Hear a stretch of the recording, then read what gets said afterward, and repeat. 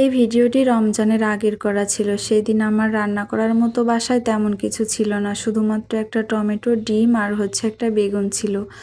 তো বাজারে যাওয়ার আলসিতে আমি কি রান্না করব ভেবে পাচ্ছিলাম না। আসসালামু আলাইকুম এভরিওয়ান, সবাই কেমন আছেন? আলহামদুলিল্লাহ আমি ভালো আছি। আশা করি আপনারাও সবাই অনেক ভালো আছেন।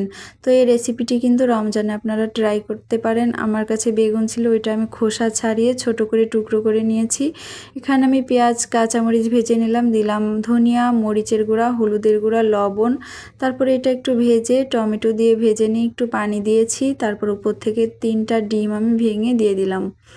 তারপরে এটা আস্তে আস্তে হচ্ছিল, একটু ঢেকে দিয়েছিলাম। তারপর আমি একটু উল্টিয়ে দিলাম সাবধানে, এটা অনেক নরম ছিল।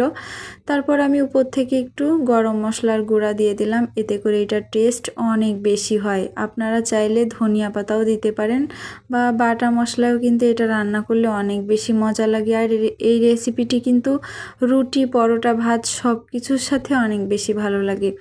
তারপর আমি একটু উল্টিয়ে পাল্টিয়ে একদম ভাজা ভাজা করে নামিয়ে নিয়েছিলাম।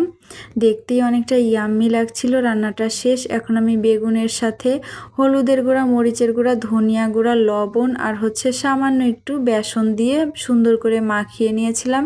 একটু বেশি করে তেল দিয়ে আমি এটাকে ভেজে নিয়েছিলাম একদম লাল লাল মুচমুচে করে। এটা কিন্তু শুধু শুধুও খেতে ভালো লাগে, তো আমি এটা ভাতের সাথে খাওয়ার জন্য এইভাবে ভেজে নিয়েছিলাম।